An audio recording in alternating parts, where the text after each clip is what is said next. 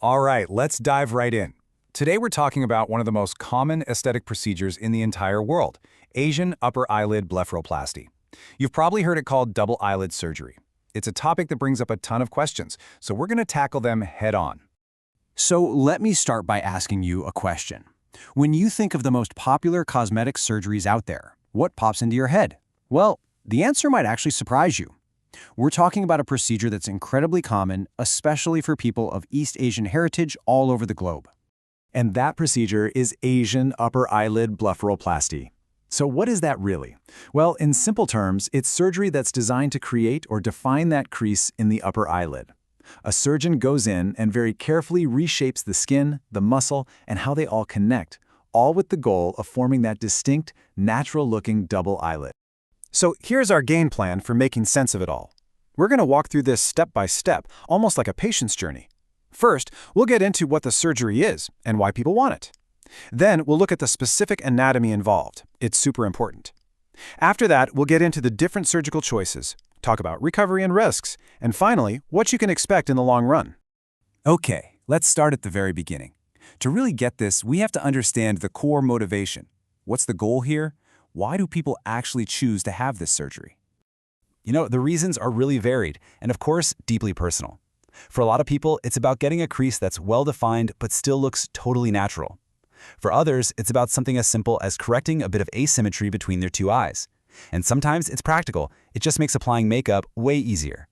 It can also be to relieve that kind of puffy or heavy feeling in the upper lid.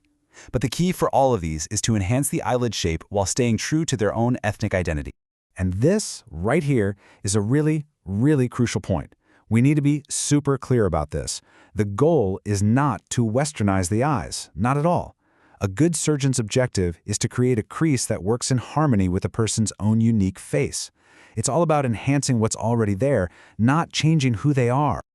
Now, if you want to understand how the surgery works, you first have to understand the anatomy. Think of the Asian eyelid as a unique canvas. Understanding its specific structure is the absolute foundation for getting a great, natural-looking result. It's why this is such a specialized field.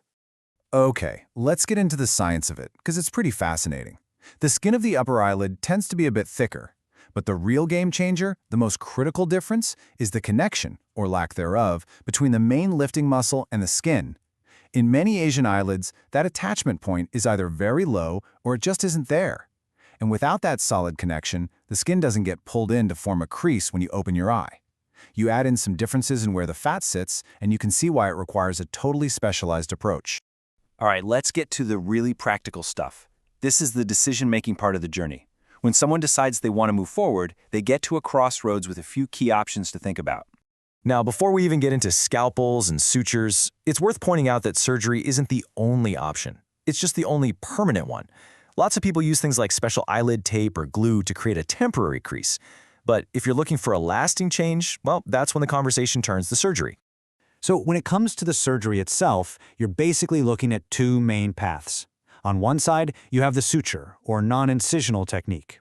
This is where the surgeon uses internal stitches to kind of pinch the tissues together to form a crease, all without a big cut on the outside. The big pluses: quicker recovery and almost no scarring. On the other side is the incisional technique. This is where a cut is made, which gives the surgeon more freedom to do things like remove a bit of fat. This approach is really the gold standard for a long-lasting result, and it's usually the best bet for people with thicker skin. Of course, let's be real, every single surgery comes with risks. With the suture method, since it's all about those internal stitches, the most common issues are things like the crease may be fading over time, or some irritation from a suture. The incisional way, since it's more invasive, is going to have more swelling and bruising at first. And of course, a scar, though it's designed to be hidden right in the new crease. For both, more serious stuff like infection is pretty rare, but it just goes to show how critical it is to find a really, really good surgeon. So, the surgery's done, but the journey isn't over yet. What happens next? Let's talk about the post-op phase, the recovery, the risks, and what the day-to-day reality of healing actually looks like. Getting a fantastic result isn't just up to the surgeon. How you take care of yourself afterward is absolutely crucial. These are the non-negotiables. You got to keep the area clean, use your ointments, and just take it easy. Oh, and that little trick about sleeping with your head propped up on a few pillows, it makes a huge difference with swelling. And please, no matter how much you want to, no rubbing those eyelids. So what does the recovery timeline actually look like? Well, for an incisional surgery, the stitches usually come out in about 5 to 7 days. That's usually when people feel comfortable going back to a desk job. You'll have to hold off on eye makeup for another week or two, and you should probably wait a good 3 weeks before you hit the gym hard again. You just want to give your body a chance to heal up properly. Now, most of the time, recovery is pretty straightforward, but you absolutely need to know the red flags. These are the things you do not ignore. We're talking about bad pain that's getting worse, any weird changes in your vision, or signs of infection. If you experience any of these, don't wait, don't Google it, call your doctor immediately. Okay, we've made it through the surgery and the recovery. Let's talk about the final chapter, the long view. After all the healing is done, what's the outcome? And more importantly, how long does it last? This is where that choice you made back at the crossroads really comes into play. Remember the suture method? Because it just uses stitches to hold the tissue, there's a chance that crease could soften or even fade over the years. But the incisional technique? That's a different story. The surgeon creates a direct structural bond. That's why it's considered much more permanent. It's built to last. So, at the end of the day, success really comes down to one thing. Is the patient happy? And the great news is, when this is done by a skilled surgeon who really knows what they're doing, the results are overwhelmingly positive.